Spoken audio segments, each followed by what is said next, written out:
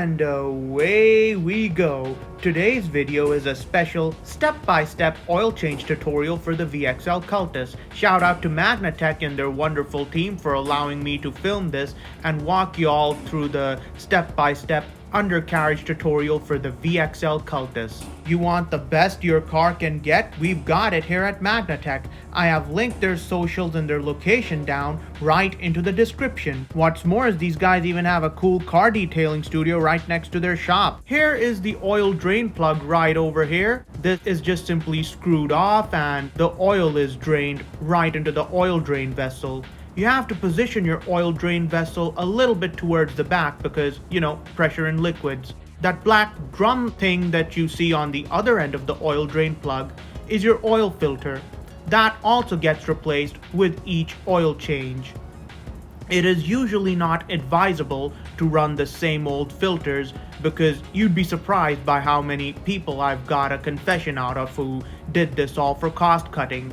You do not want to cheap out on car maintenance because, engine oil and 10 out of 10 oil changes are expensive, but getting a brand new engine for your car is more expensive. As you can see, the mechanic is carefully removing the oil drain plug, and he's a real one for working on a hot engine. I would normally wait for him to cool off, but I don't tell nobody how to do their job much.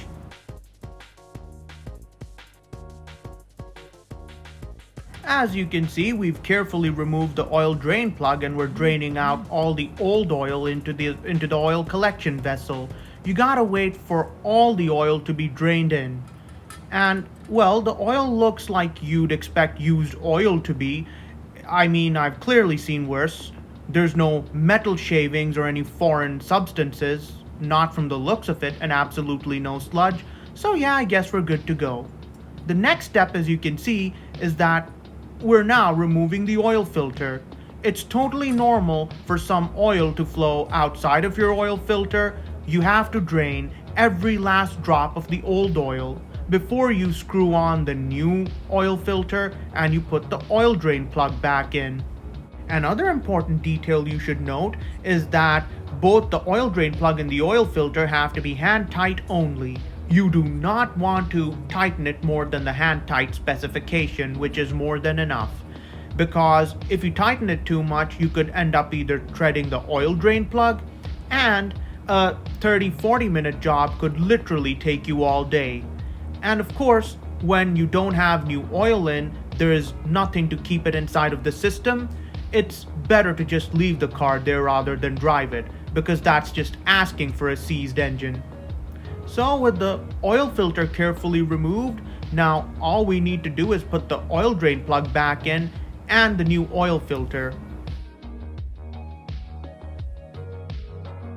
Here is where the new oil filter will go in. You should also double check whether or not the rubber gasket is stuck over there from the old oil filter, because double gasketing could turn into an expensive problem which you don't want. So you have to double check whether the old gasket is stuck there or not. Since the oil filter is pointed downwards on this car, double gasketing is less of an issue compared to traditional motors with more of a traditional location on the oil filter. Anyway, your mileage may vary. Now with our oil drain plug screwed back in, we're now just installing the new oil filter. Genuine parts only. At Magna Tech, we only do genuine parts and nothing less than the very best.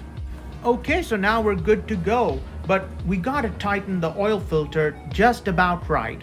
If I can get the camera closer without being too much of a nuisance.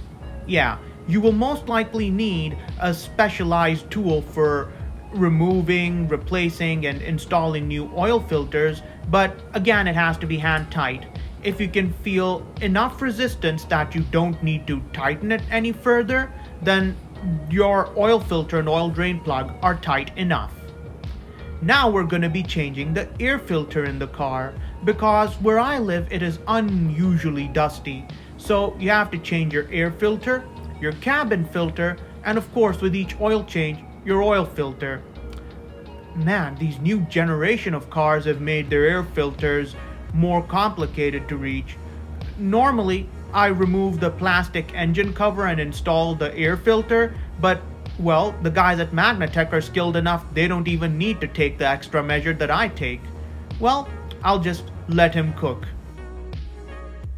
Now, as you can see here, with surgical precision, the mechanic sets the air filter right into the air box, and now the air box will be clasped tightly shut, held in place by the clips. Your throttle assembly has to be perfectly sealed, because if it's not, it could send the wrong readings to your engine. That could hurt fuel economy at best, or it could shorten your engine life at worst. Don't worry about it, we'll be dusting this engine off soon enough. That wire on the throttle pipe going down is the mass airflow sensor. So now, with the oil filler cap removed and the funnel placed in, we're going to be putting the new motor oil inside of the engine. For the VXL Cultus, your oil filler cap is the black cap to your left of the engine if you're directly facing the car forward. Again, that too is hand tight, and well, it's removed, funnel goes in, and then you pour the brand new motor oil inside. Personally, I swear by Zic's 10W40 synthetic motor oil, but you can also use a thinner oil like 5W40 or 5W30 if you live in a colder climate. Anything more than that is overkill for this car's modestly tiny engine. The car only takes no more than 3 liters of motor oil. Not a drop more, not a drop less, because your oil pressure is your engine's lifeline. Too much of it or too less of it can cause an engine failure. And as you can see, the reason why I posted this tutorial is because I don't want any of you guys facing that. Sure, go ahead and make fun of me for using a funnel, but it's better to be safe than sorry. Anyway, with the oil filler cap finally tightly placed back to our left, it's time to dust off this engine. Another thing that you should know is if you can't find your oil cap, it's usually a black or a gray cap with that genie lamp made on it that says engine oil or motor oil. Similarly, this blue cap you see near the bottom right of the screen, that's where your windshield wiper fluid goes. Similarly, everything is marked for your convenience. And we've got the engine running over here.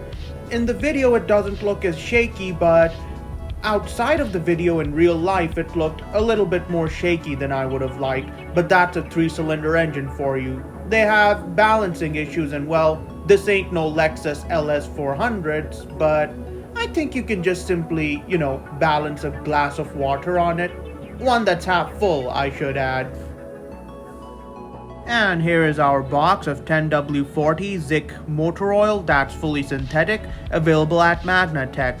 If this video does really well, I'll make a separate cut in Urdu, and while we're at it, why not a director's cut? Anyway, thanks for tuning in.